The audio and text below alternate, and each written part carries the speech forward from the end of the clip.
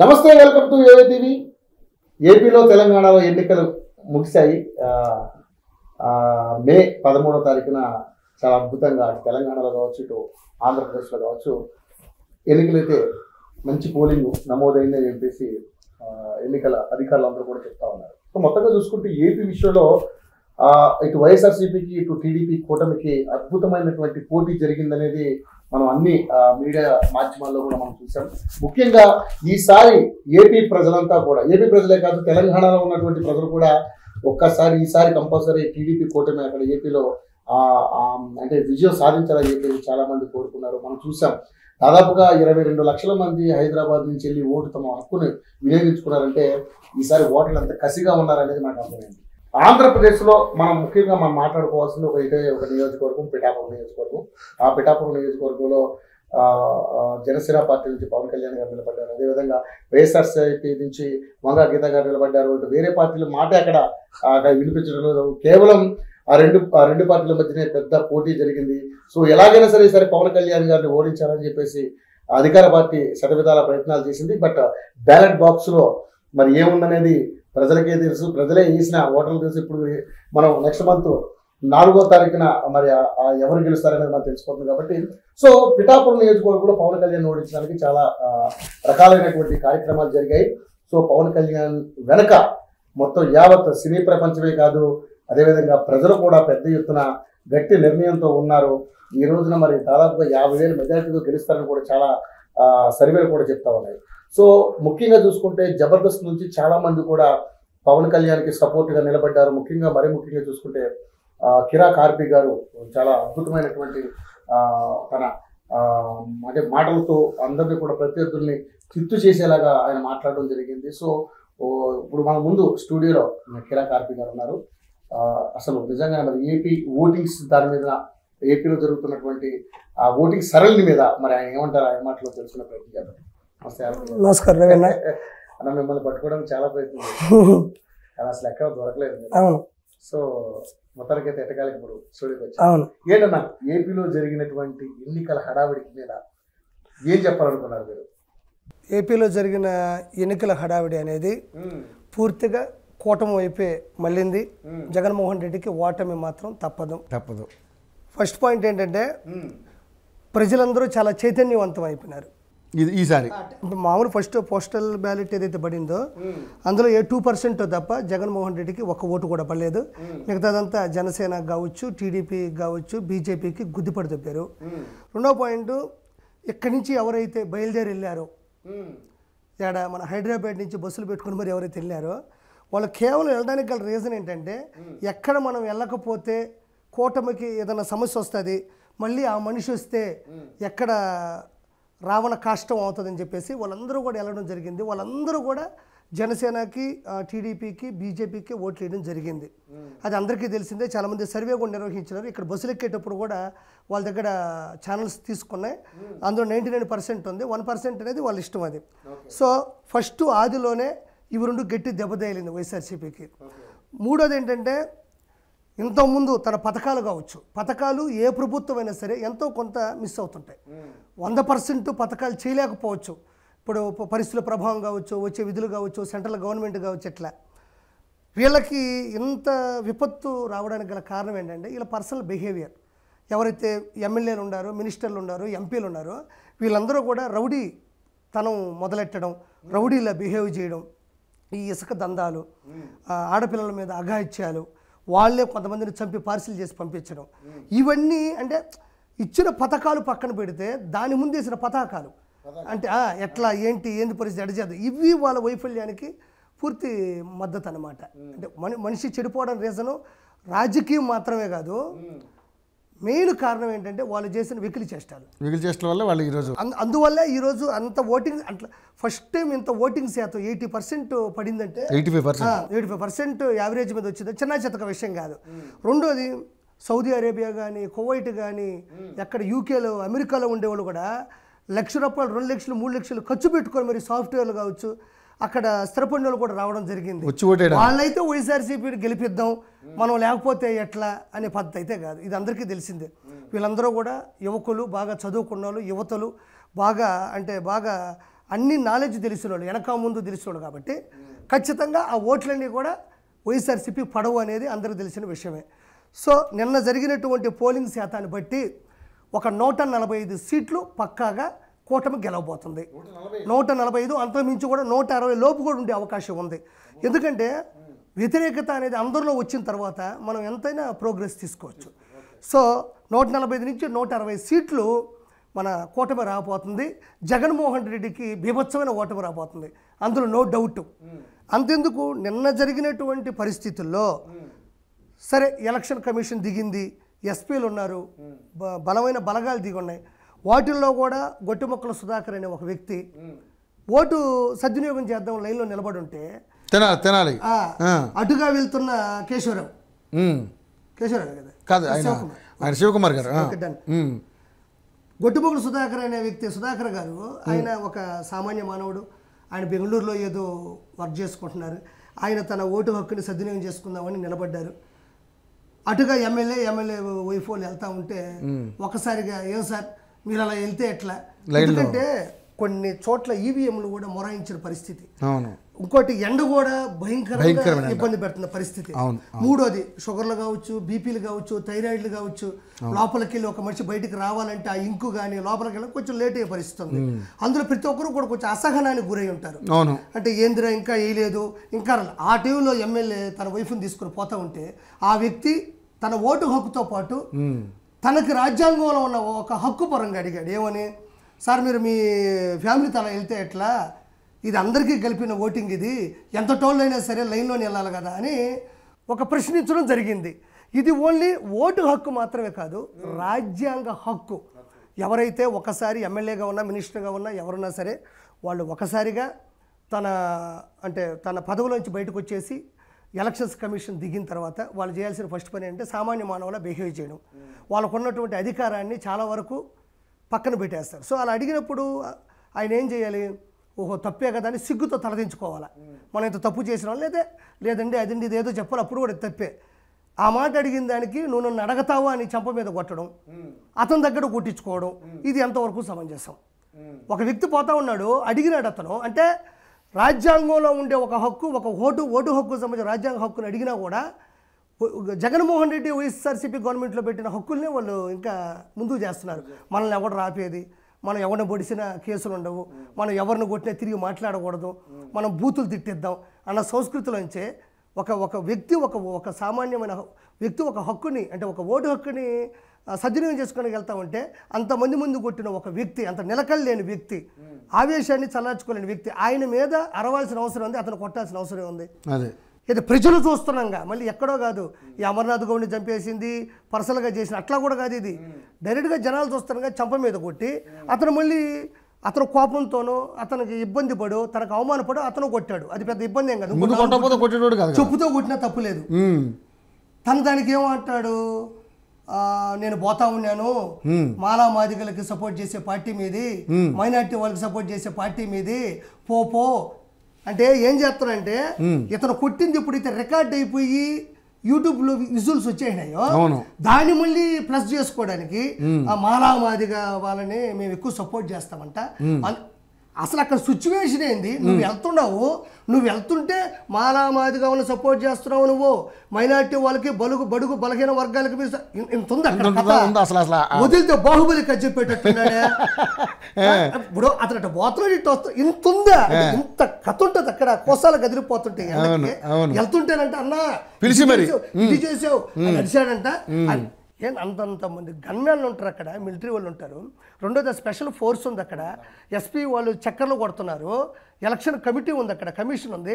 ఈ మధ్యలో మళ్ళీ ఇతనేమో పెద్ద ఇది కూడా కాదు పాపం, ఆయన దెబ్బలు తిని కూడా సామాన్యంగానే మాట్లాడాడు, అతను వెనక ఇద్దరు కూడా నిలబడలేదు పాపం. అలాంటి వ్యక్తి నువ్వు పోతుంటే నువ్వు చేసిన గొప్ప పనులు అంటే మానామాదిగోలను పట్టుకొని, అంటే ఎట్టుందంటే ఆ పదాలు వాడేస్తే జనాలు వెంటనే అయ్యో అంత మాట అంటే కొట్టచ్చు అంటారు, అనాలి, సింపతి క్రియేట్ చేసుకోండి. అప్పటికే ఆల్మోస్ట్ ఎన్నికలకి అది జరుగుతూ ఉండి ఓటింగ్ సిస్టమ్ ఆల్మోస్ట్ అయిపోతున్నా కూడా ఈ వైసీపీ గోండాల యొక్క ఆగడాలు, వాళ్ళ అబద్ధాలు మాటలనేది ఇంతవరకు దిగజారుడు తనం ఇది. లేకపోతే వెళ్తుంటే మైనార్టీ వాళ్ళకి మీరు ఎక్కువ సహాయం చేస్తారు, కొమ్ము కాస్తారు, ఈ మనిషి ఇంత అన్నాడా, వెనక ముందు పాపం 100 మంది ఉన్నారు, అక్కడ చాలామంది ఉన్నారు, అంత గొడవ అయింది. ఒక్కరి దగ్గర నువ్వు సాక్ష్యం చెప్పించగలవా? పోనీ నువ్వన్నా నేను నిజాయితీగా దేవుడి మీద ఉంటే చెప్పగలవా? ఏ ఎమ్మెల్యే అయినా అంట వాళ్ళకు కొన్ని ఉంటాయంట, లోపలికి వెళ్ళి ఓటేసి ఎక్కడున్నాయి అవి? చిరంజీవి గారినే ఒక ఆయన ప్రశ్నించాడు. చిరంజీవి గారిని అంటే జూనియర్ ఎన్టీఆర్ గారి వీడియోలు 100 ఉంటాయి. వాళ్ళ ఆవిడ తను ఎప్పుడు కూడా నిలబడుకుంటారు, అలా నిలబడుకుంటాడు. ఇవన్నీ ఏందివి? నువ్వు జూనియర్ ఎన్టీఆర్ గారి కన్నా చిరంజీవి గారి కన్నా పెద్ద పీకుడు గాడివా? నువ్వేమన్నా పెద్ద పీకుడివా? అంటే వైఎస్ఆర్సీపీలో ఎమ్మెల్యే అయితే రాజ్యాంగం చెప్పిందా? వైఎస్ఆర్సీపీలో ఉండే ఎమ్మెల్యేలకి సపరేట్గా వీళ్ళు ఓటేయచ్చని ఏమైనా చెప్పిందా? మీరు రాసుకున్న ప్రణాళిక అది. మీరు రౌడీయిజం, మీకు గోండాయిజం, మీ పద్ధతులు మారలా. ఒక ఓటు ఒక్కటే నువ్వు అటు వెళ్ళొద్దు అన్న పాపానికి నువ్వు కొట్టావంటే నువ్వు మనిషివే పశువే. సరే, ఇంకోటి మనకి ఇప్పుడు పేపర్లో, సాక్షి పేపర్లో మనం చూసాం సార్. దాంట్లో ఏంటంటే కేవలం ఈ సుధాకర్ గారు ఎవరైతే ఉన్నారో ఎమ్మెల్యే గారి మీద చంప మీద చేసుకునే ఫోటో ఒకటే వేసి దాని మీద పెద్ద కథనం రాశారు. మరి ఇదే సుధాకర్ గారిని ముందు ఎమ్మెల్యే గారు కొట్టారు కదా, తర్వాత ఎమ్మెల్యే గారు తర్వాత కొట్టిన తర్వాత అతను సుధాకర్ గారు కొట్టిన తర్వాత ఎమ్మెల్యే గారు వెనకాల ఒక ఆయన బ్లూ షర్ట్ వేసుకున్న అతను పిచ్చ కొట్టుడు కొట్టేశాడు అతను. మరి ఏం రాలేదు పేపర్. ఇప్పుడు మీకు ఒకటే, సాక్షి పేపర్ అనేది హిప్నోటిజం. ఎంతో కొంత కూడా కొంచెం కూడా దాంట్లో మానవతావాదం ఉండదు. ఇప్పుడు ఆయన పట్టుకొని కొట్టాడు అంటున్నాం, అందరూ చూసేసిన తర్వాత ఎమ్మెల్యే పట్టుకొని తిరుగు కొట్టేదేంటి? చెప్పు తీసుకొని కొట్టాలా? చెప్పు తీసుకుని పరిగెత్తించి కొట్టుంటే ఇంకా గొప్పగా నిన్న ఎలక్షన్స్ బాగా జరుగుండేటివి. అతను పట్టుకొని నువ్వు కొట్టినావు, రీజన్ ఏంటి? రీజన్ ఒక అబద్ధం చెప్పావు, ఒక దొంగ అబద్ధం చెప్పి అతను పట్టుకొని నిన్ను కొట్టాడంటున్నావే. సరే, అతను నిన్ను పట్టుకొని కొట్టాడు, ఇప్పుడు చెప్పు నాకు రీజన్ ఎందుకు కొట్టాడు, ఎందుకు కొట్టాల్సి వచ్చింది? కరెక్ట్. ఏమయ్యా, వైఎస్ఆర్సీపీలో ఉండే గోండానా కొడుకులను కూడా ఒక సామాన్య మానవుడు కొట్టాలని ధైర్యం చేస్తాడయ్యా? వైఎస్ఆర్సీపీలో ఉండే గుట్కా నా కొడుకులు కూడా ఎవడన్నా తిరిగి కొట్టగలడయ్యా? ఎప్పటి వరకు జరిగిన దారుణాలు, రేపులు, హత్యలు, హత్యా రాజకీయాలను చూసిన తర్వాత కూడా ఒక సామాన్య మానవుడు గొట్టుముక్కల సుధాకర్ అనే వ్యక్తి అతన్ని పట్టుకొని కొట్టగలడయ్యా? కొట్టి ఇంటికి వెళ్ళగలడా? ఎన్ని చూసిన తర్వాత కూడా జనాల మధ్యలో ఉండే ఒక సామాన్యుడు ఓటు హక్కు వినియోగించుకోవడానికి వెళ్తా ఉంటే అతను పట్టుకొని తిరిగేట కొడతాడయ్యా? నువ్వు కొట్టలేదా? ఆయనకి పిల్లవ లేదా, పిల్లకాయలు లేరా? ఆయనకు వయసు రాదా? ఆయనకు ప్రెస్టేజ్ ఉండదా? పాపం 10 మంది ముందు దెబ్బతింటే అతనికి బాధ అనిపించదా? సిగ్గు అనిపించదా? నీకు సిగ్గు ఉండదు. వైఎస్ఆర్సీపీలో ఉండే గొండా కొడుకులకు సిగ్గు ఉండదు. ఎందుకంటే మీ బతుకులు అంతే. మనం ఎన్ని దెబ్బలు తిన్నా కోట్ల రూపాయలు సంపాదించాలా, ఇసుక దందాలు చేయాలా, పిల్లకాయల జీవితం నాశనం చేయాలా, ఆడవాళ్ళ చేత బూతులు తిట్టించాలా, పోసం లాంటి చేత మెగాస్టార్ చిరంజీవి గారిని ఆ విధంగా మాట్లాడించాలా? మీకేం తెలుస్తుంది? అతను కొట్టాడు అని ముఖ్యం కాదు. నువ్వు ఇంకా ఎందుకు సావలేదు? సిగ్గుపోలా నీక? ఎందుకు కొట్టాడు? ఎవరు అతను? అంత ముఠాదారుడా? ఏది చెప్పు. నువ్వు అసలు వచ్చి కొట్టి అంత నిగ్రహం లేదా నీకు? ప్రజల సమక్షంలో, ప్రజల రాజ్యాంగం చోట ప్రజలు ఓటు హక్కును వినియోగించుకుంటుంటే వాళ్ళను పట్టుకొని నువ్వు కొట్టావంటే నువ్వు ఏ మూలను నువ్వు ఎమ్మెల్యేగా గెలిచావు ఇంతకుముందు? నీకు ప్రత్యేకమైన లాంఛనాలు ఏముంటాయి రాజ్యాంగంలో? 5 సంవత్సరాలు ఉంటావు, ఎలక్షన్స్ వస్తే పోతావు. అంతే. దానివల్ల ఏమవుతుందంటే అది ఎలక్షన్స్లో చివరికి వచ్చిన జరిగిన ఒక అవినీతి. ఇవి చాలా ఉన్నాయి, ఇలాంటి కొన్ని వందలు ఉన్నాయి. మీరు అంటే నిన్న వాళ్ళు కొట్టారు, వీళ్ళు కొట్టారు, వాళ్ళు కూడా వదిలి ప్రజల సమక్షంలో, ప్రజల దగ్గరే, ప్రజల ముందే ఒక చట్టం జరిగింది చూసారా? ఇంక ఇలాంటి ఎన్ని జరుగుంటే జనాలు వేసారిపోయి ఉంటారు. చాలా గొడవలు జరిగినాయి. కాబట్టే ఇది ఒకటి మచ్చు తొనక. ఏది ఎలక్షన్ కమిషన్ ఉన్నప్పుడే జరిగింది ఇది. ఇలాంటి ఎన్నో చేశారు వాళ్ళు. కాబట్టి వాళ్ళకి డిపాజిట్లు కూడా రావు. 140 సీట్లు ఇచ్చి 160 సీట్లు టీడీపీ కూటమి ఖచ్చితంగా గెలవబోతుంది, అందులో నో డౌట్. సో ఇక పిఠాపురంలో మీ వర్క్ చూసాం, నిజంగా అద్భుతం. ఎందుకంటే మీరు కానీ తర్వాత వీళ్ళు మన జబర్దస్త్ టీం అంతా, మన ఎవరు ఆది గారు కావచ్చు, సుధీర్ కావచ్చు, గెటప్ సింగ్ గారు అందరూ కూడా బాగానే తిరిగారు. రాజు గారు కూడా తిరిగారు పాపం, బాగా అందరూ తిరిగారు. బాగుంది, మంచి సపోర్ట్ చేశారు. సో నిజంగానే మరి పవన్ కళ్యాణ్ గారికి అక్కడ గెలిచే అవకాశాలు ఎంతవరకు ఉన్నాయని మీరు అనుకుంటున్నారు? పవన్ కళ్యాణ్ గారు ఒక 80,000 నుంచి 1,00,000 వరకు మెజారిటీతో గెలుస్తారు. ఇంకోటి ఏంటంటే ఎవరైనా స్వచ్ఛందంగా వెళ్ళి, స్వచ్ఛందంగా అక్కడికి వెళ్ళి జనాలు ఎలా అయితే ఓట్లు వేశారో అలానే వీళ్ళందరూ కూడా స్వచ్ఛందంగా వెళ్ళారు.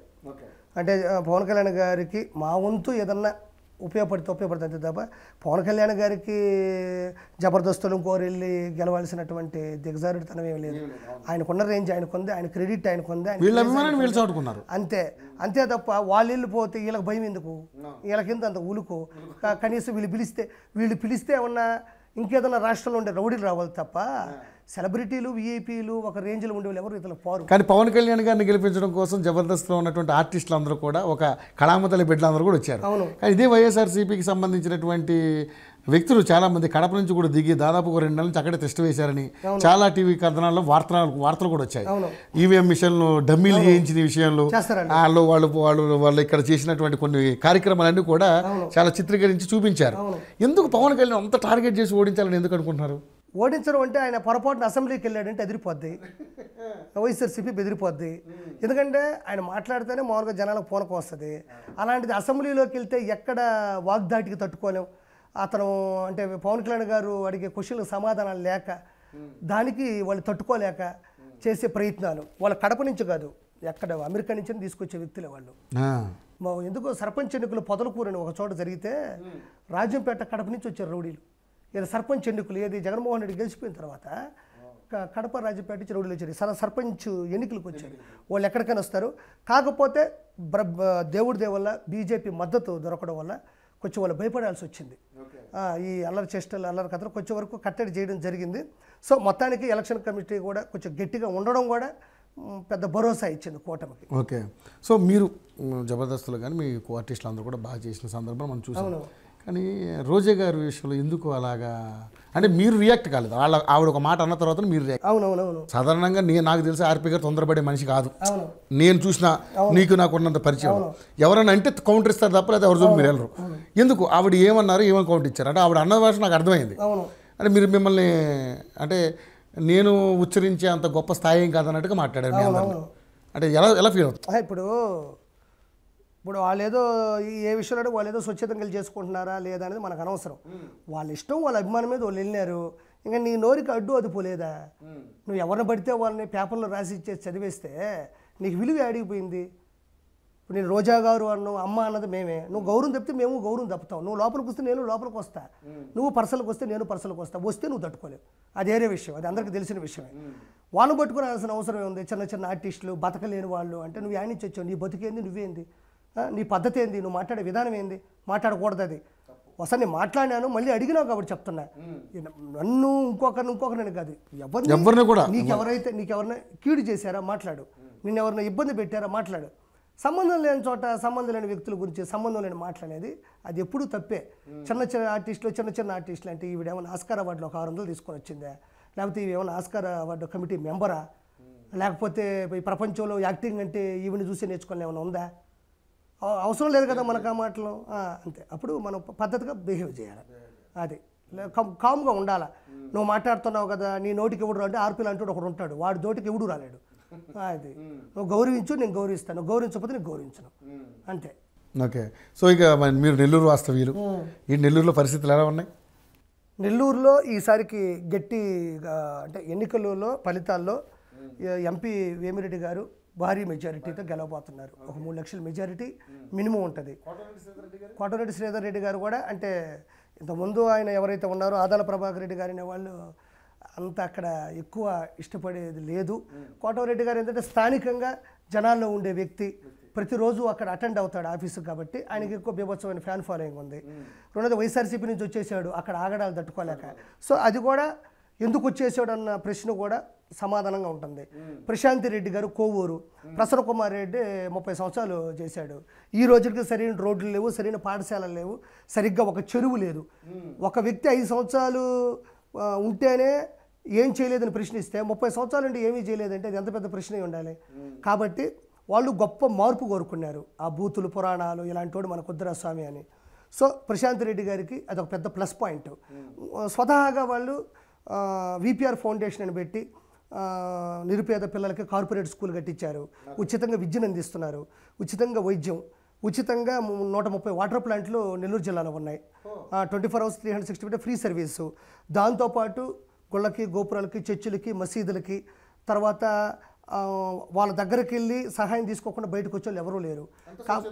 స్వచ్ఛందంగా ₹1 తీసుకోరు. సౌమ్యులు, ఎవరిని విమర్శించే వ్యక్తులు కాదు, ఎవరిని ఒక మాట కూడా ర్యాష్గా అనే వ్యక్తులు కాదు. సో అది చాలా ప్లస్ పాయింట్ అయింది. అది ఈ సేవా గుణం రాజకీయంలోకి వెళ్ళేసరికి విపరీతమైన క్రేజ్ తెచ్చిపెట్టింది. సో ఉదయగిరి కావచ్చు, కందుకూరు కావచ్చు, ఆత్మకూరు కావచ్చు, ఇటు వచ్చేసి సర్వేపల్లి కావచ్చు, రూరల్ కావచ్చు, సిటీ కావచ్చు, ఇవన్నీ కూడా వీళ్ళు చేసే ఆగడాలని చూసి చూసి భరించి ఒక 70% మంది చాలా సైలెంట్గా ఉన్నారు. మనం ఏం మాట్లాడొద్దు అని అలా కూడా రివర్స్ అయ్యి ఓట్లు వేశారు. సో భారీ మెజారిటీ వీలైతే అది క్లీన్ స్వీప్ చేసే అవకాశం చాలా వరకు ఉంది. ఓ సూపర్. తిరుపతిలో కూడా వెంకటగిరి, నేను సూలూరుపేట కొంచెం కొత్త కదా అనుకున్నా, సూలూరుపేట కూడా మంచి మెజారిటీ వచ్చే అవకాశం ఉంది. ఓకే. సో ఓవరాల్గా 175లో 145 నుంచి 160 సీట్లు కూటమి ఖచ్చితంగా గెలవబోతుంది. జగన్మోహన్ రెడ్డి ప్రభుత్వాన్ని పూర్తిగా తరివేసే పరిస్థితి జూన్ 4 తర్వాత ఆఫ్టర్ ప్రమాణ స్వీకారం అందరూ కూడా ఎవరెవరైతే ఈ రౌడీ రాజకీయం చేశారో, ఎవరైతే కావాలని కేసులు పెట్టారో, ఎవరైతే బూతులు తిట్టించారో వీళ్ళందరికీ కూడా ఖచ్చితంగా పనిష్మెంట్ ఉంటుంది. ఓకే. సో ఈ 5 ఏళ్లలో మీరు అక్కడ ఏమైనా అభివృద్ధి గమనించారా? ఏ అభివృద్ధి ఉండదు. ఏ ఎమ్మెల్యేలు అయితే నిలబడ్డారో వాళ్ళ అభివృద్ధి చూశాను నేను. వాళ్ళ అభివృద్ధి అంటే వైఎస్ఆర్సీపీ గవర్నమెంట్ అభివృద్ధి ఏంటంటే మన ఎమ్మెల్యేలు సంపాదించుకున్నారా లేదా, మన మినిస్టర్లు సంపాదించుకున్నారా లేదా, మన మినిస్టర్లు ఎవరైనా చంపినారా లేదా, మన మినిస్టర్లు ఎవరైనా తిట్టినారా లేదా, మన మినిస్టర్లు మైసూరులో కానీ చెన్నైలో కానీ ఆస్తులు కొనుక్కున్నారా లేదా. ఇది అభివృద్ధి, ఎమ్మెల్యేల అభివృద్ధి. 151 మంది ఎమ్మెల్యేల అభివృద్ధి అంతే. అక్కడ జనాల అభివృద్ధి అని వైఎస్ఆర్సీపీ మేనిఫెస్టోలు ఎప్పుడు ఉండదు. మనం ఎర్రోళ్ళం కాబట్టి గొర్రెలం కాబట్టి నమ్మినాం, కానీ వాళ్ళు ఎప్పుడు అలాంటి అభివృద్ధి అనే పదమే మనకు చేయదు. కానీ ఆయన ఇప్పుడు ఏ సందర్భంలో మాట్లాడినా ఎందుకు వైనాట్ 175 అన్నాడు, తర్వాత 30 ఏళ్ళు అధికారం అన్నారు. మరి ఏంటి ఎలా ఉండబోతుంది అంటున్నారు? ఇప్పుడు వైనాట్ 175 అన్నాడు, 175 ఉన్నాయి కాబట్టి అన్నాడు. 300 అంటే 300 అంటాడు, 1000 అంటే 1000 అంటాడు, 175 అంటే హిప్నోటిజం చేయడం. ఆ మాట అనేస్తే అమ్మో ఎంత కాన్ఫిడెన్స్గా ఉన్నాడు జగన్మోహన్ రెడ్డి, నాయన మామూలుడు కాదు, ఇంకా మనం ఇతనే గెలవబోతున్నాడు అని మభ్య పెట్టే ప్రయత్నం చేశాడు. జనాలు తిరగొట్టారు. వేలాది మందిగా లక్షల మంది జనాలు ఈరోజు ఫారిన్ నుంచి మన సౌత్ ఇండియాలో ఉన్న ఎక్కడున్న యాడి నుంచి తిరుక్కొని వచ్చేసి ఓట్లు వేసినా అదే చెప్పారు. ఫస్ట్ పోలింగ్ శాతం ఎక్కువ నమోదైతే కూటమి గెలిచే అవకాశం ఉందని విశ్లేషకులు సర్వేలు చెప్పారు. మరి 85% ఎట్లా వచ్చింది? ఓవరాల్గా 80 నుంచి 85% వచ్చింది. ఎట్లా వచ్చింది? కానీ విసుగు చెందకుండా ఓటేశారు నిజంగా కసితోటి. బాగా కసితోటి. వాళ్ళ కుటుంబాల్లో ఈరోజు ఎవరికి జాబులు లేవు. వాళ్ళ పరిపాలన పోలీసుల తీరు వైఖరి వేరుగా ఉంది. తర్వాత ఇసుక దందాలు కావచ్చు, ఆడవాళ్ళ మీద అవమానం జరిగిన ప్రక్రియలు కావచ్చు, అమాయకమైన ప్రజల మీద కేసులు కావచ్చు, గుళ్ళ మీద గోపురాల మీద దాడులు కావచ్చు, తిరుమలని నాశనం చేసినటువంటి చరిత్ర కావచ్చు. ఈసారికి ఆ తిరుమల తిరుపతి వెంకన్న స్వామి అతన్ని పూర్తిగా నాశనం చేస్తాడు అంతే. ఇప్పుడు ఇక్కడ బీఆర్ఎస్ పరిస్థితి ఎట్టుందో. కానీ ఆర్పి గారు మీరు ఒక విషయం గమనించారో లేదో, ఎప్పుడు జగన్మోహన్ రెడ్డి గారు మాట్లాడినా మేము మీకు మంచి చేస్తే మీరు మాకు ఓటేయండి అన్న టాపిక్నే బాగా తీసుకెళ్ళాడు. ఏంటి దాని అర్థం ఏంటంటారు? నేను నీకు అర్థం కాదు. ఇప్పుడు 175కు 175 వస్తాయని చెప్పాడు. సేమ్ అది కూడా ఇది కూడా అదే కదా, హిప్నోటిజం చేయడం, మభ్య పెట్టడం. ఇప్పుడు నేను జనాలు ఒక ట్రాన్స్ లో పెట్టడం. మేనిఫెస్టో తీసుకో, మేనిఫెస్టోని స్క్రీన్ మీద ఎల్ఈడి మీద ఇప్పుడు అమ్మ మీరు అందరూ లైవ్కి రండి నీ సాక్షి పేపరే పెట్టుకో. అప్పుడు చెప్పు ఒకటి, ఇది చేశాను మరి నాకెందుకు ఓటేరు, ఇది చేశాను నాకెందుకు ఓటేరు, బహిరంగంగా ఒక పెద్ద స్క్రీన్ పెట్టి జనాలను అడుగు, తిట్టు కావాలంటే. నేను ఇంత చేస్తున్నాను, అసలు నేను మీ దగ్గరకు వచ్చి ఓటు అడగాల, నువ్వు అంత గొప్ప పని చేసేవాడు అయితే నీ సాక్షిలో లైవ్ ఇస్తే గెలిచిపోతావు, నువ్వు తప్పు చేయడం అయితే ఈ స్క్రీన్ మీద పెట్టి ఇదిగో నేను ఇచ్చిన మేనిఫెస్టో ఇది, నేను చేసింది ఇది, నేను చేసిన పోలవరం ఇది, నేను చేయని దందాలు ఇవి అని నీకు దమ్ముంటే ఒక స్క్రీన్ మీద పెట్టి సాక్షిలో లైవ్ ఇవ్వు. నువ్వేం చేసావు, నువ్వెందుకు మళ్ళీ ఓట్లు అడుక్కోవడం? నేను చేసింది నిజమే అయితే, నేను చేసింది కరెక్టే అయితే మీరు నాకు ఓట్లు వేయండి అని ఒక సాంగ్ కొట్టించుకున్నావు కదా, అది మళ్ళీ సాంగ్ ఎందుకు? డైరెక్ట్గా నీ సాక్షిలో లైవ్ పెట్టు, ఆడే కూర్చో. నువ్వు సిద్ధ సభలకు వెళ్ళబోలేదు, మేమంతా సిద్ధ సభలకు వెళ్ళక్కర్లేదు.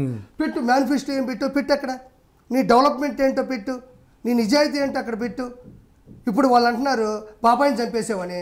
చిన్న ఉదాహరణ చెప్తున్నా. అసలు నువ్వు ఈజీగా గెలిచే పద్ధతి ఉంది, తిరగని కూడా తిరగక్కర్లే.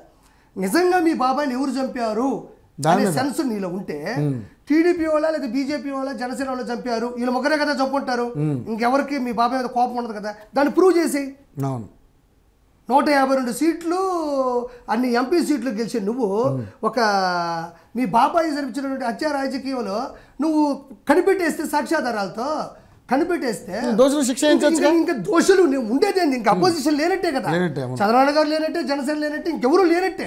ఇంకా ఎవరూ లేనట్టంటే నీకు జరిగిన అన్యాయానికి సానుభూతి ఓట్లు పడతాయి. రెండోది అవతల వాళ్ళు ఎదవలని చెప్పేసి వాళ్ళని డిస్మిస్ చేసి సస్పెండ్ చేస్తారు, జైల్లో పడేస్తారు. ఇంకా నీకు అడ్డోదుపు లేదు కదా. మరి నీకు వచ్చిన ఈజీ అవకాశాన్ని నువ్వు ఎందుకు పోగొట్టుకున్నావు? నువ్వే పోగొట్టుకున్నావు అంటే వాళ్ళు చేయలేదని అర్థం. ఇప్పుడు అపోజిషన్ పార్టీలో ఉండే వాళ్ళే చేస్తుంటే నువ్వు ఇన్ని చేయక్కర్లేదు. తప్పు చేసింది వీళ్ళు అని నువ్వు సాక్ష్యాలతో సహా తీసుకొని వచ్చి కోర్టుకు సబ్మిట్ చేస్తుంటే కోర్టు శిక్ష ఉండేది, వాళ్ళందరూ పోయి ఉండేవాళ్ళు. నీకు ఇంకా అపోజిషన్ లేదు. రెండోది మీ బాబాయినే చంపి నిన్నే ఓడిద్దాం అనుకున్న సానుభూతి ఇంకో 30 సంవత్సరాలు నేను నిలబెట్టులేదు రాజకీయ చరిత్రలో. అంటే నువ్వు ఆ పని ఎందుకు చేయలేకపోయినావు? నువ్వు ఈరోజు అమర్నాథ్ గౌడ్ అనే పిల్లవాడి మీద క్రసాలు పోస్తే తప్పించినోడివి, అన్ని ఇసుక దందాలు చేస్తే తప్పించినోడివి, ఇన్ని చేసినోడివి. మీ బాబాయ్ కేసుని నువ్వు ఎందుకు నిలదొక్కుని దాన్ని ప్రూవ్ చేయలేకపోయావు? ప్రూవ్ చేస్తుంటే నీకు అపోజిషనే ఉండేది కదా కదా, జనాలన్నీ నీకే హర్షించేవాళ్ళు కదా. అంటే వాళ్ళు చేయలేదన్న విషయం ఇక్కడ పూర్తిగా తెలిసిపోతుంది. రెండోది దాన్ని ఈ రోజు నువ్వు ఎప్పుడు మీ బాబాయ్ గురించి ఏడ్చిన సందర్భం లేదు, బల్లగుద్దిన సందర్భం లేదు, మా బాబాయ్ ఏమైపోయాడని ఎరికేకలు పెట్టిన సందర్భం కూడా లేదు. అంటే సొంత బాబాయ్ చచ్చిపోతేనే నీకు ఆ ఎమోషన్స్ ఎందుకు రావట్లేదు కళ్ళ ముందు? ఎందుకు రాదు చెప్పు? ఎవరికైనా వస్తుంది. ఎవరైనా వాళ్ళ ఫాదర్ చనిపోయినా, వాళ్ళ మదర్ చనిపోయినా, సిస్టర్ చనిపోయినా, బాబాయ్ చనిపోయినా ఎంతో కొంత ఏడుపో బాధ వచ్చి నేను అంటే ఒక సామాన్య మానవుడే వాళ్ళ బాబాయ్కి జరిగితే వాడు నిత్యం పోరాడతాడు. ఇప్పుడు సునీత గారు పోరాడినట్టే ఒక సామాన్య మానవుడే ఈ విధంగా గొడ్డలి పోటీకి వస్తే ఖచ్చితంగా పోరాడి కోర్టు దాకా తీసుకెళ్ళి కొన్ని సంవత్సరాలైనా సరే శిక్ష వేసే అంత ఓపిక తీసుకుంటాడు. 10 రూపాయలు ఉన్నా 10 రూపాయలతో పోరాడతాడు. ఈరోజు మీరు 152 సీట్లు గెలుచున్నారు. దాంట్లో ఉండే అంటే పక్షంలో ఉండే మీరు ఎందుకు ఆ కేసును ప్రూవ్ చేయలేకపోతున్నారు? మీ బాబాయ్ మీద ప్రేమ లేదా? ప్రేమ లేదు. ఎందుకంటే చంపించింది మీరే కాబట్టి, చంపేసింది మీరే కాబట్టి. సో ఈరోజు ఇంకోటి, ఇవన్నీ రేపు టీడీపీ గవర్నమెంట్ కూటమి వస్తే తప్పనిసరిగా జైలుకి వెళ్ళిపోతారు. కానీ ఎక్కడ జైలుకి వెళ్తారా అని భయంతో కూడా ఈ మబ్బు పెట్టే ప్రయత్నాలు 175 మేము మంచి చేసే ఉంటే ఓటండి, మంచి చేసే ఉంటే అంటే నీ మేనిఫెస్టో పెట్టి నువ్వే చూపిస్తే తెలిసిపోద్ది. లేదంటే జనాల దగ్గర ఉండే మేనిఫెస్టో చూసుకుని వాళ్ళే మాట్లాడుకుంటారు. ఇక నువ్వు చేసేది ఏముందా? సంపూర్ణ మద్యపాన నిషేధం, నేను మద్యాన్ని ఎత్తేస్తావు. సిగ్గు లేకపోతే నువ్వు ఎట్టడిగినావు? అది రోజు దాని గురించి మద్యపానం పూర్తిగా నిషేధించిన తర్వాతనే మేము ఓట్లకి వెళ్తాము అడుగుతామన్నారు. ఫస్ట్ పాయింటే నువ్వు ఓడిపోయినావు. ఫస్ట్ పాయింట్ దగ్గరే నువ్వు ఓడిపోయినావు. నువ్వు చెప్పిన మేనిఫెస్టోలన్నీ పక్కన పెట్టు. నేను పూర్తిగా చేస్తుంటేనే ఓటేమన్నావు కదా. ఇదేంది ఇది? పూర్తిగా నేను మద్యాన్ని ఆపేస్తానన్నావు. మద్యాన్ని ఆపకపోగా వాళ్ళకి దారుణమైనటువంటి మందు పోసి వాళ్ళ లివర్లన్నీ చెడిపోయి వాళ్ళు నాశనానికి దగ్గరై కొంతమంది తాలిబొట్లు కూడా దిగిపోయిన పరిస్థితి వచ్చింది ఈరోజు. అంటే నువ్వు పూర్తి మంచి చేస్తుంటే, ఇది కళ్ళ ముందు రోజు కనబడుతుంటే పూర్తి మంచిని ఎవరిని మభ్య పెడతావు? కాబట్టి అది కూడా పూర్తి వ్యతిరేకతను సంతరించుకుంది. ఇలా 1 కాదు, 2 కాదు, 3 కాదు, 4 కాదు, పూర్తి అన్ని విషయాల్లో టీచర్స్ మెగా డిఎస్సి విషయంలో, మెగా డిఎస్సి కావచ్చు, ముస్లిం సోదరులకు ఇచ్చేటువంటి పథకాలు కావచ్చు, క్రిస్టియన్స్కి ఇవ్వాల్సిన పథకాలు కావచ్చు, తర్వాత వచ్చేసి మన టీచర్స్కి పాపం ఆ వైన్ షాప్ దగ్గర నిలబెట్టి ఇబ్బంది పెట్టిన సందర్భాలు కావచ్చు. కొంతమంది అంటారు గవర్నమెంట్లో 1-2 సార్లు నిలబెట్టి, అసలు నిలబెట్టాల్సిన అవసరం ఏంది? నిలబెట్టే ఆలోచన నీకు నుంచి వస్తుంది? అసలు నిలబెట్టాల్సిన ఆలోచన నుంచి వచ్చింది? అసలు నీకు వైన్ షాపులో మూసిపాటుతో కావాలంటే టీచర్లు తీసుకొచ్చి అక్కడ నిలబెట్టేది. సో ఇక్కడ అలా టీచర్స్ వేరు, ఈ డిఎస్సి చెప్పినట్టు ఆ పిల్లకాయలు లేరు, ఇలా అమర్నాథ్ గౌడ్ లాంటి పిల్లకాయలు చంపేసిన అక్కలు ఓటేయరు, అలా బిడ్డలు గోపట్టుకున్న తల్లిదండ్రులు ఓటేయరు, ఈ విధంగా పూర్తిగా గుళ్ళు గోపురం నాశనం చేసిన భక్తులు ఓటేయలేదు కూడా. సో ఇవన్నీ చూసిన జనాలు ఎలా ఓటేసి అతను గెలిపిస్తాను అనుకుంటారు. ఆయన వచ్చేసి ప్రెస్ మీట్ ఎలా పెడతాడు? నేను గెలుస్తాను, నేను గెలిచేసానని. నువ్వు ఇప్పుడు చెప్పొచ్చేమో, ఆల్రెడీ అయిపోయింది. ఎలక్షన్స్ అనేటివి అయిపోయినాయి. ఎలక్షన్ ఈవీఎం మిషన్లు మాట్లాడుకుంటున్నాయంట. పూర్తిగా పసుపే ఉంది నా నిండా. ఒకరేమో నా దాంట్లో కమలం ఉంది, నా లోపల అన్ని గాజు గ్లాసులు నీళ్ళు టీ తాగుతున్నాయి అని అవే సాక్ష్యాధారాలు. అవే మాట్లాడుకుంటున్నాయి. ఇన్ని ఓట్లేంటి? ఈ ఈవీఎం మిషన్లు అంటున్నాయంట. ఇన్నిసార్లు మమ్మల్ని ఎవరు నొక్కలేదే, ఇంత పోలింగ్ శాతం మా మీద ఇంత ప్రభావం ఏంది? మేమేదో ఊరికే వచ్చినాం ఆంధ్రాకి, ఈ నొక్కుడు ఏందయ్యా? మమ్మల్ని నొక్కతానే ఉండారు. గాజు గ్లాసులు, కమలం గుర్తులు, టీడీపీ కార్యకర్తలు సైకిల్ గుర్తులు ట్రంగ్ ట్రంగ్ అని ఒకటంటే మంచి సుమధురమైనటువంటి వాసన ఒకటి, మంచి స్ట్రాంగ్ టీ కాఫీ ఒకటి, గాజు. ఫస్ట్ ఈవీఎం మిషన్లు గర్వపడుతున్నాయంట. మాకు మంచి పడిచ్చారు. ఆంధ్రాలో 85%, 88% పోలింగ్ అయింది. ఫస్ట్ వాళ్ళు టైడ్ అయిపోయినవి ఇంతమంది వస్తారా మిషన్లో టైడ్ అయిపోయినట్ట టైడ్ అయినా మాత్రం ఓడిపోయారు కంపల్సరీ నో డౌట్. కానీ అంటే మీరు ఒక ఆర్టిస్ట్, మంచి ఫేమస్ ఉన్న యాక్టర్స్ మీరంతా. పోసాని కృష్ణమురళి గారు మాటలు మనం తీసుకుంటే దారుణంగా ఆయన ఇంతకుముందు ప్రజారాజ్యం పార్టీలో కూడా వర్క్ చేశారు. అది ఎందుకు అంత టర్న్ తీసుకుని అంత దారుణంగా మాట్లాడడం? డబ్బులు ఇప్పుడు జగన్మోహన్ రెడ్డి డబ్బులు పంపిస్తాడు, ఒక 4-5 ఇల్లు కొనిచ్చేస్తాడు, ఒక 4 గన్మ్యాన్లు. నేను అదే అన్న పోరంపోక పోసానికి చిరంజీవి గారు అంటే లెజెండరీ పర్సన్ తిట్టే వ్యక్తికి, ఎవరిని పడితే వాళ్ళని నోరేసుకుని మాట్లాడే పోరంపోక పోసానికి అతను గౌరవంగా ఉంటే నేను గౌరవంగా మాట్లాడేవాడిని. అలాంటి వ్యక్తికి ఇంత పదవి FDC ఏదో పదవి ఇచ్చారు, ఫిల్మ్ డెవలప్మెంట్ కార్పొరేషన్ చైర్మన్ అని. ఎందుకు అసలు ఒక పదం ఉందన్న సంగతే ప్రపంచానికి తెలియదు. ఆ పదం ఉందన్నప్పుడు ఆయనైనా హుందాగా వ్యవహరించి ఫిల్మ్స్కి అంటే మన సినిమా వాళ్ళకి ఏం చేయాలి అనేది కూడా ఒకటి ఉండాలి. డిస్ట్రిబ్యూటింగ్ కావచ్చు, లేకపోతే సినిమా మేకింగ్లు కావచ్చు, ధరలు కావచ్చు, ఇంకోటి కావచ్చు. నువ్వు పోయి జగన్మోహన్ రెడ్డి దగ్గరికి వెళ్ళి భజన చేసి బ్రోకర్ పని చేసేది ఏంది? చిరంజీవి గారు లాంటి వ్యక్తిని తీసుకెళ్ళి దండం పెడుతున్నప్పుడు వీడియో తీసి పెట్టిన జగన్మోహన్ రెడ్డిని నువ్వు ఎప్పుడైతే వ్యతిరేకించలేదో నీకు నేను ఎందుకు విలువ ఇవ్వాలి? నాగార్జున గారు ఒక పక్క కూర్చో ఉంటారు, మహేష్ బాబు గారు ఒక పక్కన కూర్చో ఉంటారు, ప్రభాస్ గారు కూర్చో ఉంటారు. వీళ్ళు సినిమాలు ఇస్తేనే బతికిన నా కొడుకాడు. ఇలాంటి సినిమాలు చిన్న క్యారెక్టర్లు వేసుకుని బతికేటాడు. ఇంత విలువలు లేకుండా జగన్మోహన్ రెడ్డి ఇచ్చే డబ్బులు, ఇసుక దందాల డబ్బులు, ఇలాంటి బ్రోకర్ నా కొడుకుల డబ్బులు తీసుకొని ఇండస్ట్రీలో ఉన్న పెద్ద మనుషుల్ని, పెద్ద తరహా వాడిని కష్టపడి ఈ రేంజ్కి వచ్చి మెగాస్టార్ అనిపించుకొని, సుప్రీం హీరో అనిపించుకొని, లెజెండ్ అనే ఒక బిరుదు కూడా ఆయనకు వచ్చింది. పద్మభూషణ్ ఇలాంటి స్థాయి ఉండే మనుషులకి బయట రాష్ట్రాలు, బయట దేశాలు ఇంత గౌరవిస్తుంటే మనం మైకు పట్టుకొని ఎవడో ఇచ్చే చిల్లరకి ఎగబాకి మన హీరోని మనం ఇంత చులకం చేసుకొని మాట్లాడుకుంటే రేపు సౌత్ ఇండియా కావచ్చు, లేకపోతే ఇండియా కావచ్చు, లేకపోతే ఇంకొక ఫంక్షన్స్కి వెళ్ళినప్పుడు హీరోలకి ఏం విలువ ఉంటుంది? ఇలా హీరోల్ని అక్కడే ఉండే ఒక మొండమోప నా కొడుకు ఇలా తిడుతుంటాడు, రోజు తిడతా ఉంటాడు అని అనిపించుకుంటే మన హీరోలు ఇంత కష్టపడి అందరికి ఇన్స్పిరేషన్ అయిన హీరోలు బయటికి వెళ్తే ఏం విలువ ఉంటుంది? ఆ విలువ ఇవ్వలేని ఇలాంటి నా కొడుకు ఇండస్ట్రీకి కాదు ఇంటికి కూడా అవసరమా? రేపు టీడీపీ గవర్నమెంట్ రాగానే ఫస్ట్ పథకం వీడి మీద కూడా ఉంటుంది. వీడు FDC చైర్మన్ అంటాడు, ఏం బొచ్చు పీకాడు వీడు, తెలుగు ఇండస్ట్రీకి ఏం పీకాడు వీడు? డబ్బులు తీసుకుంటే అంత అహంకారం వచ్చేస్తుందా? మరీ దారుణం లేండి. గన్మ్యాన్లు ఇవ్వాలి. గన్మ్యాన్లు అనేటివి ప్రతి పదవికి ఉంటుంది. ఎమ్మెల్సీకి ఉంటుంది, ఎమ్మెల్యేలకు, మినిస్టర్లకు ఉంటాయి, ఎంపీలకు ఉంటాయి, PMకి ఉంటాయి. కొంతమంది థ్రెట్ ఉంటే వాళ్ళకు ఉంటుంది, కొంతమందికి కక్ష సాధింపులు చర్యలు జరుగుతుంటే వాళ్ళకి ప్రాణభయం ఉంటే ఇస్తారు. గన్మ్యాన్ అనేది హోదా కన్నా కూడా రక్షించే విభాగం అది అంతే.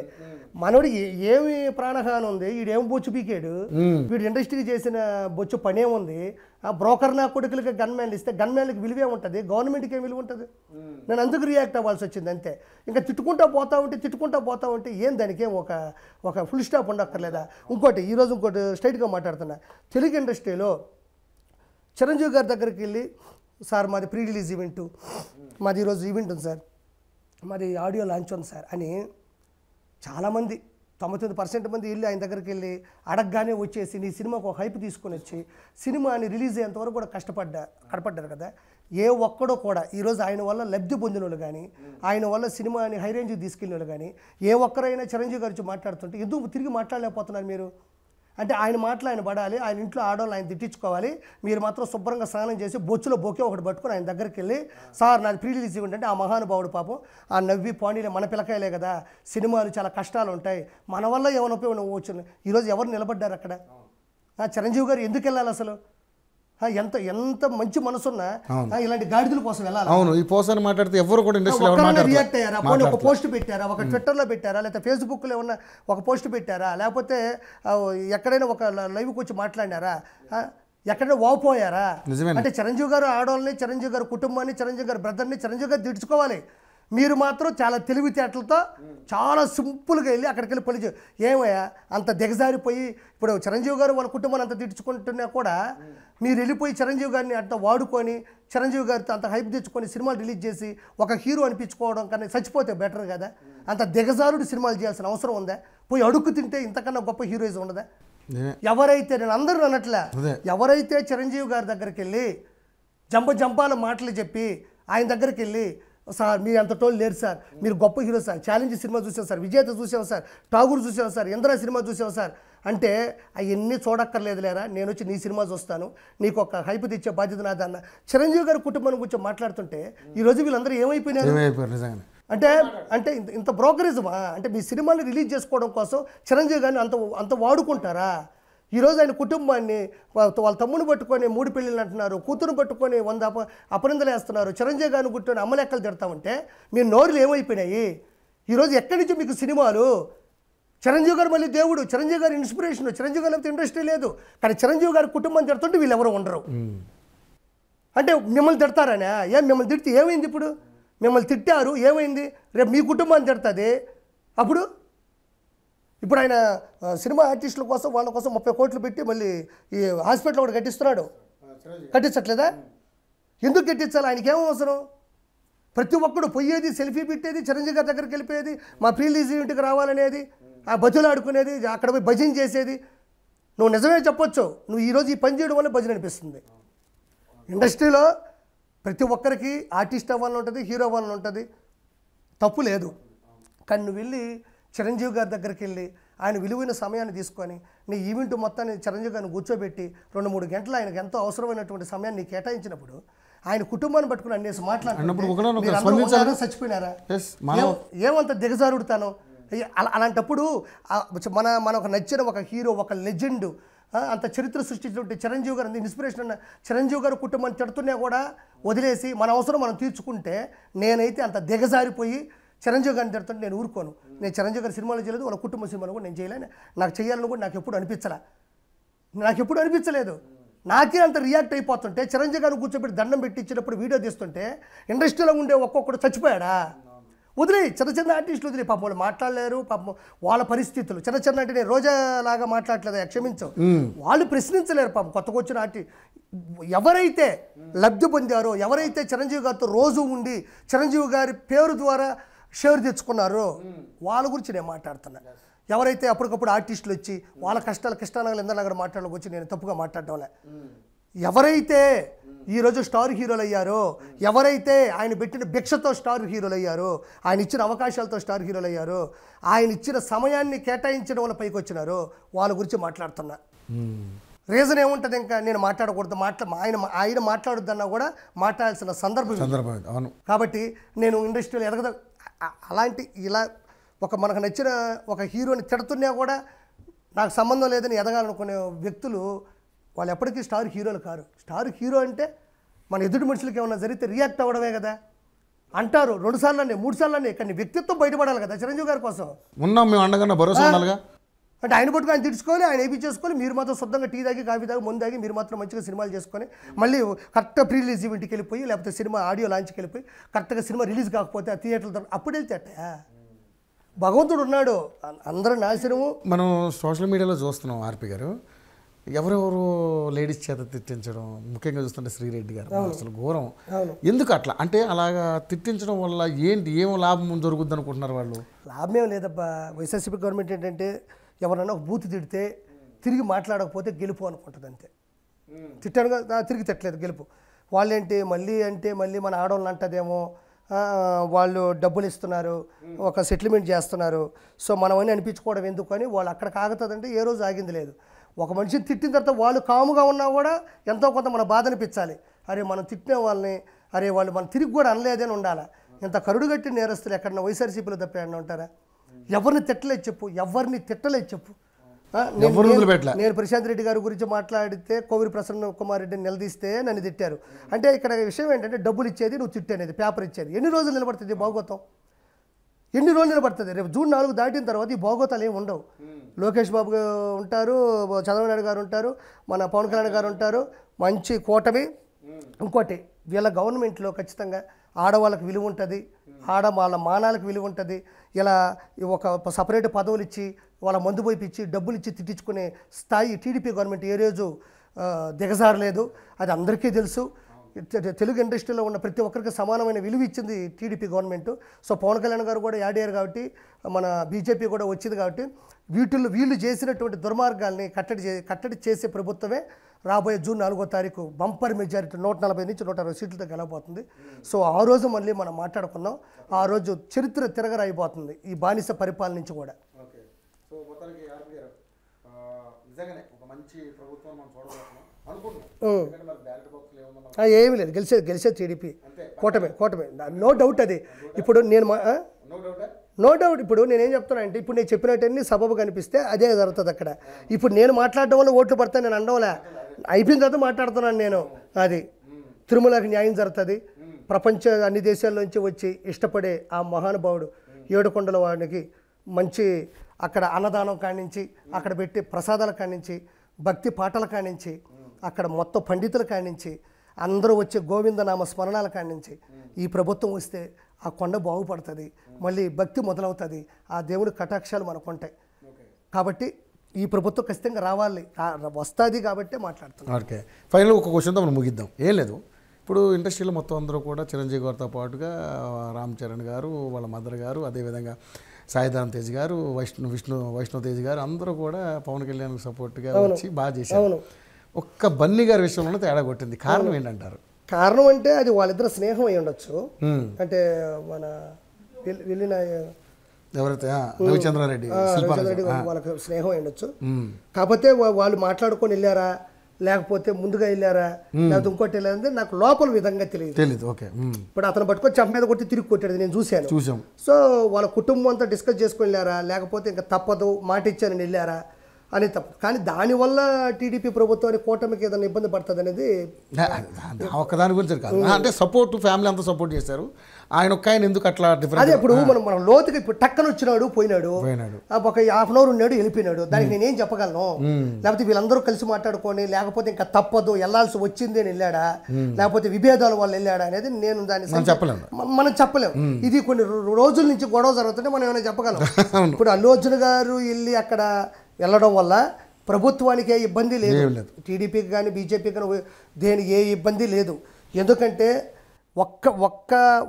అంటే ఒక మనిషిని గొడ్డలతో నరకడం వల్ల సమస్య వస్తుంది, కానీ ఒక పార్టీకి ఒక కుటుంబంలో ఉండే వ్యక్తులు ఇంకొకరితో మాట్లాడినంత మాత్రాన పడిపోయే పని అనేది ఈ ప్రపంచంలో ఎవరు ఇంకొకరికి వెళ్ళి భయపడిపోతారు. అంత సీనియం లేదు. ఆయన ఎందుకు వెళ్ళాడు అనేది అల్లు అర్జున్ గారికి వాళ్ళకే తెలియాలి, కుటుంబంలో వాళ్ళకి తెలుసున్నారు తప్ప అది నాకు పూర్తిగా తెలియదు.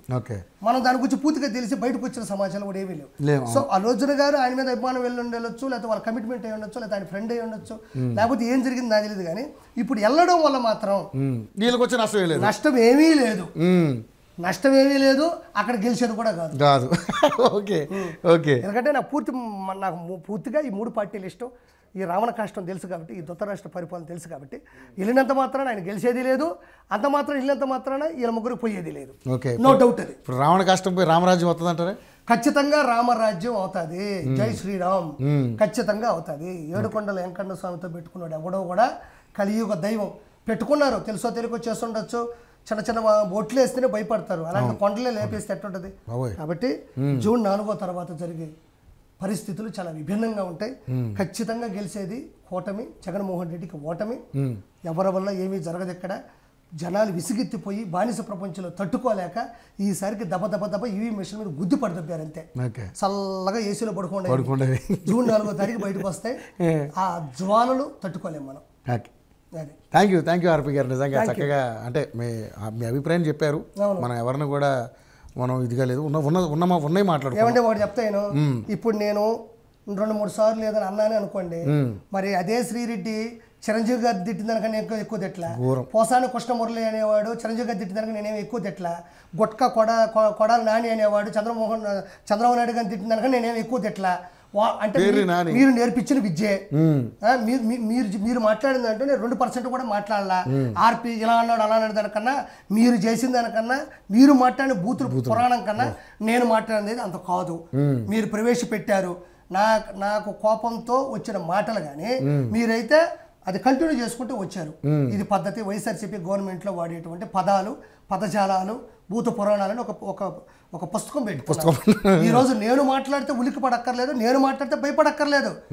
రీజన్ ఒకటే చెప్తున్నాను, మీరు చంద్రబాబు నాయుడు గారిని తిట్టిన దానికన్నా, శ్రీరెడ్డి చిరంజీవి గారిని తిట్టిన దానికన్నా, పోసాన కృష్ణమురళి ఇండస్ట్రీ వాళ్ళు తిట్టిన దానికన్నా నేనేమి ఎక్కువ తిట్లా. మీరు తిట్టకపోతే నా అలాంటి వాడు అనాల్సిన అవసరం. కానీ ఇక్కడ ఇంకో పాయింట్, శ్రీరెడ్డి అనే వ్యక్తి ఎవరైతే ఉన్నారో ఆవిడ షర్మిల గారిని కూడా వదలలేదండి. నేను అదేనబ్బా చెప్పేది, బాబాయినే వదలలేదయ్యా అంటే నువ్వు చెల్లి బాబాయ్ గొడ్డల పోటుకే పోయింది. బాబాయ్ గొడ్డలు పోతేనే దిక్కు దిశానం లేదు ఇక్కడ. చెల్లిని పట్టుకుని ఏమైనా మామూలు బూతులా? శ్రీరెడ్డి 3 పేపర్లు పట్టుకో ఉంటుంది. అదేమన్నా కోర్టు ఇచ్చిందే, లేకపోతే అదేమన్నా జీవో పాస్ అయినట్టే, లేకపోతే అది ముద్ర ఎంటీ పేపర్ల మీద నేను పెన్ను రాసుకొని వీళ్ళు ఎంత అంటే అది రుజువు అయిపోద్దా? అలా రాస్తే రుజువు అయిపోయితే జగన్మోహన్ రెడ్డి గురించి వీళ్ళందరూ కూర్చొని నేను కూడా రాసి మాట్లాడతాను అంటే అంత దిగజారిపోయింది ఆ ప్రభుత్వం. అలా చెప్పి అలా మాట్లాడించేంత స్థాయికి దిగజారిపోయింది. సొంత చెల్లిని పట్టుకుని బూతులు తిడుతుంటే అపోజిషన్ పార్టీలో ఉన్నా కూడా కడుపు తలుకుపోవాలా. నువ్వు దిట్టు అనే స్థాయికి దిగజారిపోతే అంటే నువ్వు తిడితే అవతల మాట్లాడకపోతే అది మన గెలుపు అనేది రాజ్యాంగంలో వాళ్ళు రాయించుకున్నారు. అదే వాళ్ళకి ఈరోజు శాపం అయిపోయింది, శాసనం అయిపోయింది. వాళ్ళు అందుకని 140 నుంచి 160 సీట్లు ఎందుకు తెలుగుదేశం కూటమికి వస్తానంటే ప్రతి ఒక్కరికి కడుపు అంటే, ప్రతి ఒక్కరికి బాధే, ప్రతి ఒక్కరికి ఆవేశం, చల్లారని ఆవేశం ఉంది. సో అతను పంపించేయాలి. అతనితో పాటు ఉన్న ఎవరైతే ఉన్నారో రోజా కావచ్చు, పేర్నాని కావచ్చు, కొడాలని కావచ్చు, వల్లభనేని వంశీ కావచ్చు, విడదల రజనీ కావచ్చు, ఎవరైతే అనిల్ కుమార్ యాదవ్ కావచ్చు, వాళ్ళకు ఉంటారు చూసావా గొట్టంగాళ్ళు, వాళ్ళందరినీ మాఫీ అయిపోతారు. మొత్తం ఒకటి రబ్బర్ తీసుకుని కొట్టేస్తారు. మొత్తం పెన్సిల్ రాతలేవి కొట్టేస్తారు. ఎవరెవరు జైలుకి వెళ్తారో వాళ్ళు వెళ్తారు, ఎవరెవరు భయపడతారో వాళ్ళు వెళ్తారు. మిగతా వాళ్ళు వెళ్ళి ఎక్కడైతే ఆస్తులు సంపాదించుకున్నారో ఆడికెళ్ళి దాక్కుంటారు. ఇంకా ఇక్కడ బీఆర్ఎస్ ప్రభుత్వం పరిస్థితి ఎట్లానో అక్కడ ఈయన అంటారు కదా బీఆర్ఎస్ వాళ్ళు అక్కడ గెలుస్తాడు. ఇద్దరు ఆలోచనలు ఒకటే. లేకపోతే అతను సమర్థించేది ఏంటి? బీఆర్ఎస్ ప్రభుత్వం అన్ని ఇబ్బందులు అక్కడ జరుగుతుంటే నీకేం పని ఇక్కడ? బీఆర్ఎస్ వాళ్ళకి ఏం పని? బీఆర్ఎస్ ప్రభుత్వానికి ఏం పని? ప్రభుత్వం కాదు, ఇప్పుడు అపోజిషన్. అదేనబ్బా, సరే అపోజిషన్ దానికి ఒక అధికారం వేసుకో. బీఆర్ఎస్ కంటూ ఒక సొంత గూటు ఉంది కదా, వాళ్ళకి ఏం పని? నీకేం పని ఇక్కడ? నువ్వేదో సక్కదిద్దుకో, నీకే దిక్కు దిశానం లేదు ఇక్కడ. నువ్వు సక్కదిద్దుకో, నువ్వు బాగుండు. నువ్వు అక్కడొచ్చి అక్కడ జరిగే పరిస్థితులు విశ్లేషించాల్సిన అవసరం ఏంది? విమర్శించాల్సిన అవసరం ఏముంది? ఇక్కడే మొన్న ఇబ్బంది పడిపోయి ఈరోజు రేవంత్ రెడ్డి గారు సీఎం అయినారు. అక్కడ జగన్మోహన్ రెడ్డి చేసే బాధలు ఆయనకు ఉన్నాయి. అది ఏరే రాష్ట్రం, ఆయన పడే బాధలు ఆయన పడుతున్నాడు. జరిగేటి జరుగుతాయి. ఆయన గెలవాలని నువ్వు కోరుకుంటున్నావు అంటే మేము నాశనం అయిపోయి కదా. ఎలా కోరుకుంటారు మీరు? మేము ఇబ్బంది పడుతున్నా. విశ్లేషించు, ఎతుకు, అప్పుడు విమర్శించు.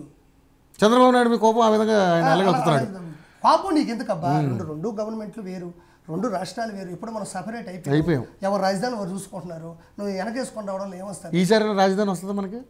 చంద్రబాబు నాయుడు గారు వస్తే మాత్రం అదే రాజమౌళి గారిని ఇంకోరిని పెట్టినా సరే మాత్రం బ్రహ్మాండమైన ఒక సందర్శన స్థలం. నేను చెప్తేనే ఆయన అప్పుడు అనుకున్న కానీ చేసి పెట్టుంటే ఈరోజు బ్రహ్మాండమైనటువంటి స్థాయిలో ఈరోజు ఒక సందర్శన స్థలం అంటే మనం ఒక తాజ్మహల్ చూస్తాం, ఒక మన చార్మినార్కి వెళ్తాం, ఒక రామోజీ ఫిల్మ్ సిటీకి వెళ్తాం. వాటన్నిటిని దాటేసి మన భారతదేశం మొత్తం ఉలిక్కిపడేటట్టు రాజధాని అంటే ఒక రాజధానిని చూడడానికి వచ్చి ఉండేవాళ్ళు అంటే అర్థం చేసుకో. ఆ స్థాయిలో అది ఉండేది. అంత ఆ కట్టడం అలా ఉండేది. రాజమౌళి గారి గ్రాఫిక్స్, ఆయన విజువలైజేషన్ ఆయన ఎట్లుంటుందో అది ఈరోజు మనకు వచ్చి ఉంటే ఉలిక్కిపడే స్థాయి ఆంధ్రప్రదేశ్లో ఉండేది. సో ఏదేమైనా మీరు ఆశించినట్టుగానే అక్కడ కూటమి రావాలి. మీరు అన్నట్టుగా 140 సీట్లు కాకపోతే కనీసం 110 సీట్లు అధికారం చేపడితే చాలు. అటు కాదా? మళ్ళీ 140 రావాల్సిందే. కడుపు మండితే ఆయన చెప్పిన పోయినట్టు 175 వస్తే మాత్రం ఎవడో తెలుసు. మీరెందుకు అనుకోకూడదు ఆ మాట? వైనాట్ 175 మీరు కూడా అనుకోండి, తప్పే ఉంది. మనసులో ఉంటుంది. చూద్దాం, మనం నిజం మాట్లాడదాం. అంటే అందరికీ కడుపు మండిపోయి నేను అనుకుంటే మాత్రం వాళ్ళు ఆయన లోపల నేను పథకాలు ఇచ్చాను, ఆటో వాళ్ళకి డబ్బులు ఇస్తాడు, డబ్బులు ఇచ్చిన వెంటనే ఆటోని పట్టేసుకుంటాడు. ఆ రోడ్లు బాగుండవు, ఆ ఇచ్చిన డబ్బులు ఆ మెకానికల్ సరిపోతుంది. ఆడకాడ చెక్ పెట్టేశారు. ఆ కరెంటు బిల్లులు దారుణంగా ఉన్నాయి. చెత్త పన్ను ప్రపంచంలో చెత్తకి ఎక్కడ పని లేదు నాకు తెలిసినంత వరకు అయితే. ఉంటే నాకు సంబంధం మా ఆంధ్రప్రదేశ్లో అయితే ఇంతకుముందు లేదు. ఆ చెత్త పన్నేశాడు. ఇంకా భయంకరంగా కరెంటు బిల్లులు, ఫ్యాన్ వేసుకోవాలన్నా భయపడిపోతున్నారు. ఇప్పుడు ఇంకా భయపడతారు. ఫ్యాన్ వేసుకోవాలన్నా భయమే, ఫ్యాన్కు ఓటేయాలన్నా భయమే. కాబట్టి టీడీపీకి గుద్ది అవతల పడుతున్నారు. Okay, right. ఆర్పి గారు థ్యాంక్ యూ. స్టూడియోకి వచ్చి చక్కగా మీ విశ్లేషణ చెప్పారు. సరే, ఏపీలో ఒక మంచి సుపరిపాలన రాబోతుందనే ఆశాభావం వ్యక్తం చేస్తున్నారు. చూద్దాం ఏం జరగబోతుంది. Thank you so much. So అదండి ఆర్పి గారు, ఎందుకంటే వర్క్ చేశారు, గ్రౌండ్లో పనిచేశారు. అభివృద్ధి దిశగా ఈసారి ఆంధ్రప్రదేశ్లో కూటమి విజయం పరంపరను కొనసాగిస్తుందని చెప్పేసి ఆయన ఆశాభావం వ్యక్తం చేస్తున్నారు. చూద్దాం 4వ తారీఖు అంటే జూన్ 4వ తారీఖున మరి ఎవరు గెలుస్తారు ఏంటనేది తెలిసిపోతుంది. చూద్దాం. అప్పుడు మళ్ళీ ఒకసారి ఆర్పి గారిని స్టూడియో కూర్చోబెట్టి ఒక విజయోత్సాహమైనటువంటి ఆ గర్వంతో మళ్ళీ ఒక ఖచ్చితంగా. ఇంటర్వ్యూ చేద్దాం. ఖచ్చితంగా. థ్యాంక్ యూ సో మచ్ అండి. Water studio.